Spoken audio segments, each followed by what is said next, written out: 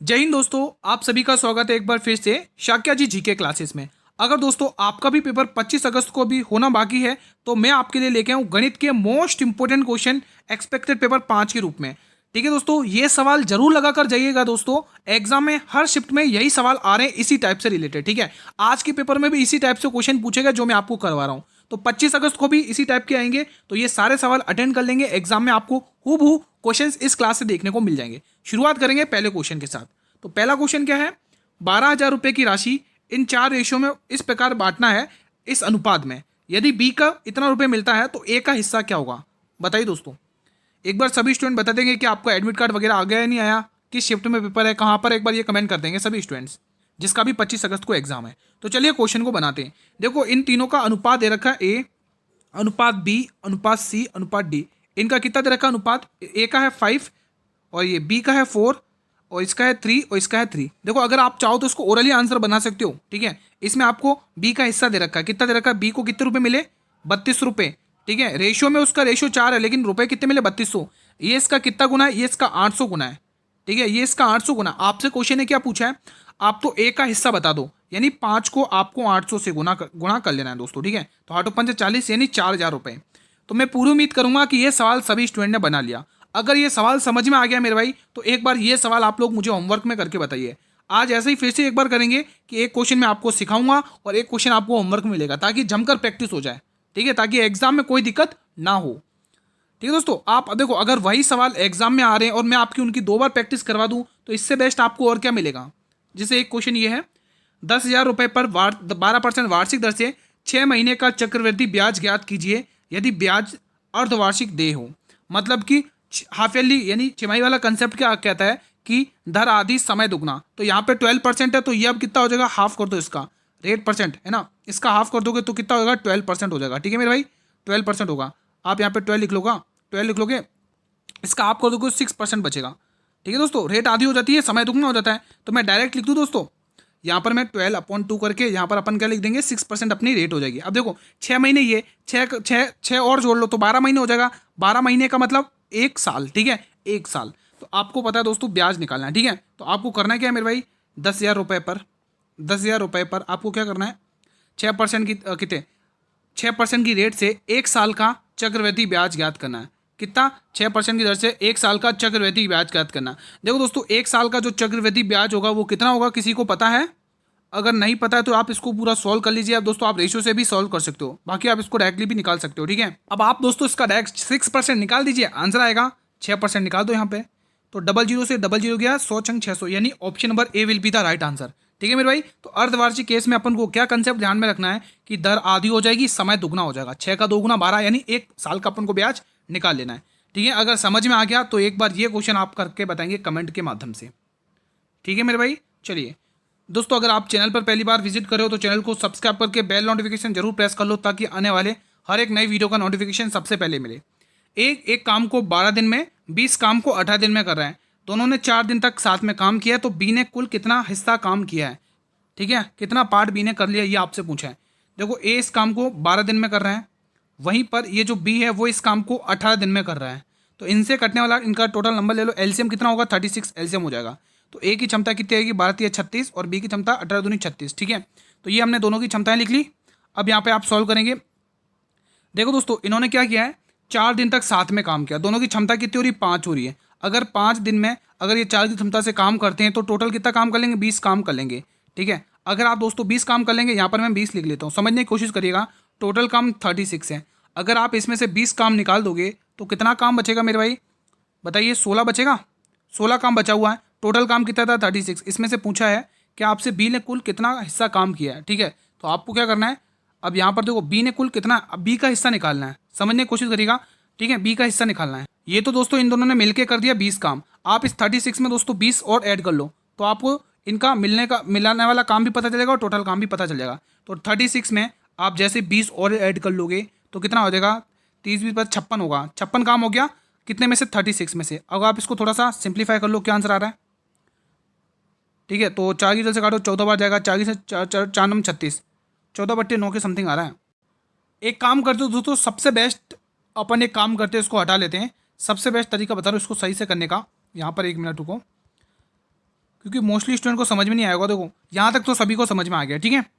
इसको सही से ऐसे करेंगे, इसका टोटल काम कितना हो जाएगा, अपन ने एज्यूम कर लिया 36 हो जाएगा, ठीक है। तो यहाँ पे ए की क्षमता 3 हो जाएगी और बी की क्षमता 2 हो जाएगी, दोनों की मिलाकर 5 क्षमता हुई। अब दोनों ने 4 दिन तक साथ में काम किया है, तो 5 के 20। अब ध्यान से समझना, तो रिमेनिंग वर्क निकालो। अगर 36 में से आप 20 को माइनस कर लोगे तो अपने पास वर्क कितना बचा, 16 वर्क बचा हुआ है। कितने में से बचा हुआ है, 36 में से। अब यहाँ पे थोड़ा सिंप्लीफाई करोगे, इनका एक वर्क निकल जाएगा। कितना वर्क बच रहा है, 4 चौके 16 और 4 नम 36। देखना दोस्तों, अब ये बचा 4/9 काम बचा हुआ है। लेकिन अब क्या बोला उसने, क्वेश्चन ने कहा है बी ने कुल कितना काम किया है, तो बी की क्षमता कितनी है, यहाँ पे 2 है ना, तो इससे भाग कर लो। अब ये 2 ऊपर मल्टीप्लाई में आ जाएगा, तो ये कुछ अब ऐसा देखेगा, 4/2 मल्टीप्लाई, ये घूम कर आ गया ऊपर, ये 9 के पास आ गया, ठीक है। तो 2 की टर्न से ये 2 बार, तो आंसर आएगा 2/9। Option number B will be the right answer. अब एक क्वेश्चन ये है, एक्स 10 दिन में कर रहा है, वाई 20 दिन में कर रहा है काम को। 3 दिन तक वो काम करने के बाद, 3 दिन तक साथ काम करने के बाद वाई चला जाता है, तो वाई द्वारा किया गया कुल कार्य का कितना भाग है। अब इसी टाइप से क्वेश्चन है, ये आपका होमवर्क क्वेश्चन है, तो ये क्वेश्चन आपका होमवर्क है, आंसर दीजिएगा कमेंट बॉक्स में, ठीक है। ये रहा अगला सवाल। एक व्यापारी के पास 50 kg चीनी है, कुछ हिस्सा वो 8% के लाभ पर, बाकी 18% के लाभ पर बेचता है। कुल लाभ उसका 14% है, तो 18% के लाभ पर बेची गई चीनी बताना है कितनी बेची है। देखो दोस्तों, एक को तो 8% के प्रॉफिट पर बेच रहा है और दूसरे को 18% के प्रॉफिट पर बेच रहा है, और कुल हुआ है दोस्तों उसको 14% का प्रॉफिट। मिक्सचर एंड एलिगेशन लगा लो, यहाँ पर 6, यहाँ पर 4, तो यहाँ पर दोस्तों इनका ये रेशियो आ चुका है दोस्तों, कितना आ गया, 2 दूनी 4, ठीक है, और 2 3 6, तो टोटल कितना हो गया 5 रेशियो। इस रेशियो में बढ़ना है, कितना बढ़ना है 50 kg, तो 5 रेशियो का मान 50 kg, कितने गुना 10 kg, कितना है 10 गुना। आपसे क्वेश्चन ने क्या पूछा है, आपसे पूछा है 18%, 18% यानी इस 3 का मान पूछा है, तो 3 गुना 10 कर लो 30 kg, ऑप्शन नंबर सी, ठीक है। चलिए अगला क्वेश्चन, ये रहा अगला क्वेश्चन। ये बताइए, ये आपका होमवर्क क्वेश्चन है, सेम ऐसे ही करके बताइए कमेंट बॉक्स में क्या आ रहा है इसका आंसर। यदि एक संख्या है वो 9 से पूरी तरह से विभाजित हो, एक्स का न्यूनतम मान ज्ञात करना है। तो आपको दोस्तों यहीं पर पता कर लेना है, 6 और 3 9 गया, 5 और 4 9 गया, यानी 1 + x बराबर 9। अब आप इसमें से देखिए कौन सा ऑप्शन उठाओगे कि वो पूरा पूरा डिवाइड हो जाए, तो आपका ऑप्शन आएगा डी वाला। हाँ, ये सही तो लगाया मैंने, सी वाला ऑप्शन आएगा। ये न्यूनतम मान आ जाएगा, क्योंकि 7 रखने से 8 आएगा, 9 में भाग नहीं जाएगा। 5 रखने पर 6 आएगा, 9 में भाग नहीं जाएगा। 1 रखने पर 2 आएगा, 3 आएगा, 2 और 3 3 हो जाएगा, और वो भी 9 का भाग नहीं जाएगा, ठीक है। तो ये क्वेश्चन इसी से रिलेटेड है, खाली मैंने दोस्तों 9 की जगह यहाँ पे 3 दे दिया है, तो आंसर करिएगा कमेंट बॉक्स में, ठीक है। चलिए ये बताइए भाई, चीज़ें क्लियर तो वीडियो को लाइक और शेयर करते रहिएगा। अब एक ये क्वेश्चन है, शानदार सवाल है, बताइए इसको सोल्व करके। राम अपनी आय का 20% भोजन पर, शेष का 15% किराए पर, और फिर बचे हुए का हिस्सा 25% अन्य खर्चों पर खर्च करता है। उसके बाद उसको इतने रुपए बचते हैं, तो कुल इनकम आपसे पूछिए 100% का मान। तो 20% की देखो इनकी फ्रैक्शन वैल्यू लिखेंगे अपन। 20% की फ्रैक्शन वैल्यू 1/5, 25 की 1/4 और 15 की 3/20, ये फ्रैक्शन वैल्यूज लिख लिए। ध्यान से समझिएगा, वो भोजन पर खर्चा है, मतलब 5 रुपये में से 1 रुपये भोजन पर खर्च करा, बचा 4 रुपये रहा है। फिर यहाँ पर देखोगे 25% अन्य खर्चों पर, यानी 4 रुपये में से 1 रुपये खर्च करा तो 3 रुपये बचा रहा है। फिर इसमें से भी 3/20 है ना, 20 में से भी 3 रुपये खर्च कर रहा है, तो बचेगा कितना, 17 रुपये बचा रहा है। वो कह रहा है मेरे पास कितने बचे, 81, ये बचे, ठीक है। तो अगर कुछ कट रहा है तो काट लीजिए, नहीं कट रहा है तो कोई दिक्कत नहीं, 3 की जगह से उड़ा दो। 3 की जगह से कितनी बार जाएगा, यहाँ पे 3 की जगह से देखो कितनी बार जा रहा है, 3 दूनी 6, 2 बचेगा, 3 7 21, 3 दूनी 6, ये 2700 इतनी बार गया, ठीक है।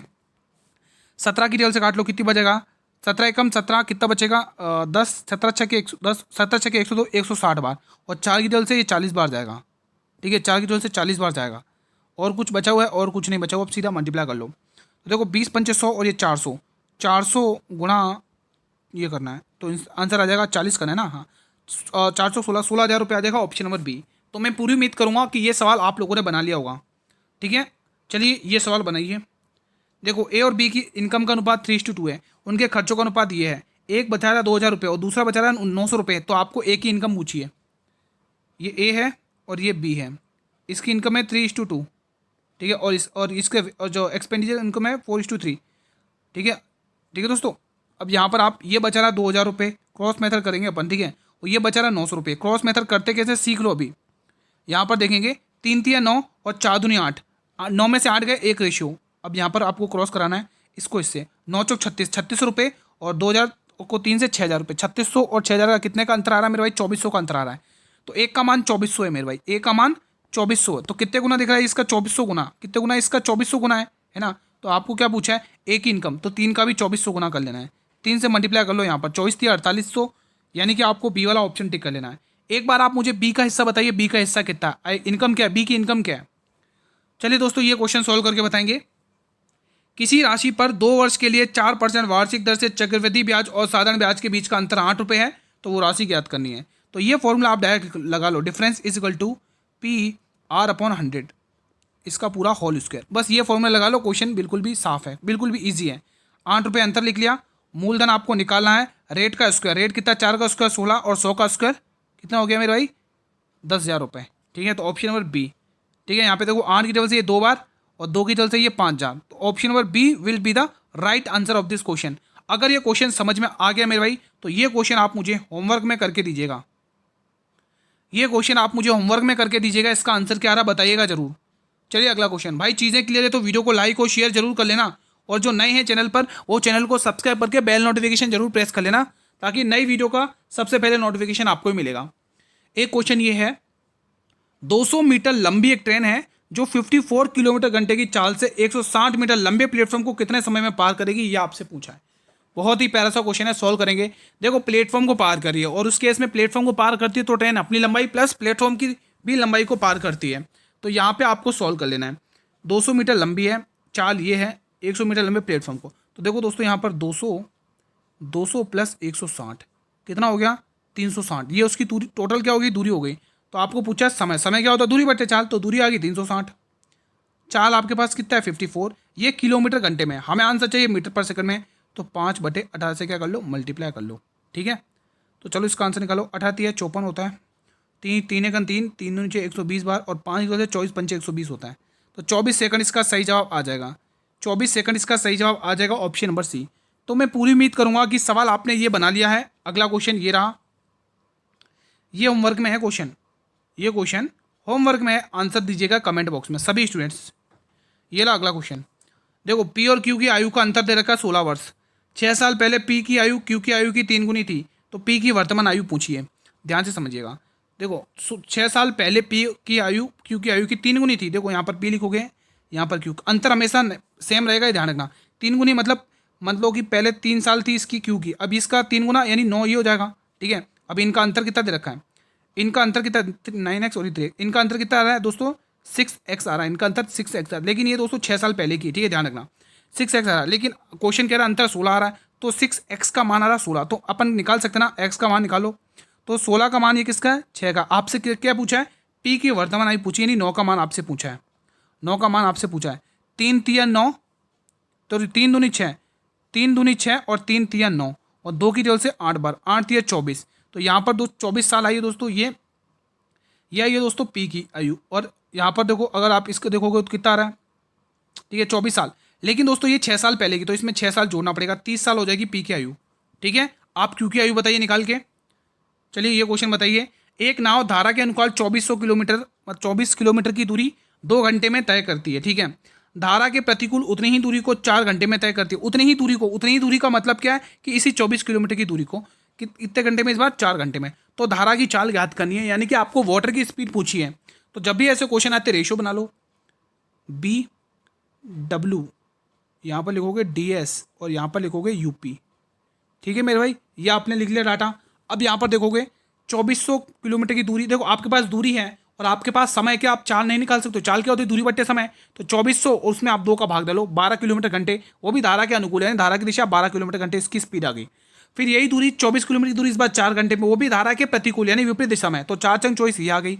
आपसे वाटर की स्पीड पूछा, दोनों को जोड़कर आधा कर लो, दोनों का जोड़ कर आधा कर लो, 12 और 6 18, 18 का आधा 9 हो जाएगा, तो 9 किलोमीटर घंटे, ऑप्शन नंबर सी। एक बार जल्दी से आप लोग मुझे बोट की चाल निकाल के बताइए कमेंट बॉक्स में।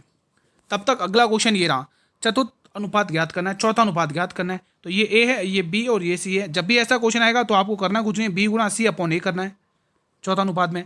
तो 16 गुणा 20, ठीक है ऑप्शन नंबर ए आ गया। कितने से भाग देना है, 8 से भाग देना है। अब यहाँ पर 8 की तरह से 2 बार, और 20 गुणा 2 कितना हो गया 40, ऑप्शन नंबर ए। ये बताइए, ए एक वस्तु को 1,000 रुपये में खरीदता है और बी उसे 20% की हानि पर बेचता है। बी परिवहन पर 100 रुपये खर्च करता है और फिर सी को 20% के प्रॉफिट पर बेचता है। तो सी ने वस्तु को किस कीमत पर खरीदा, यहाँ पर तक ही आप क्वेश्चन को सॉल्व करो।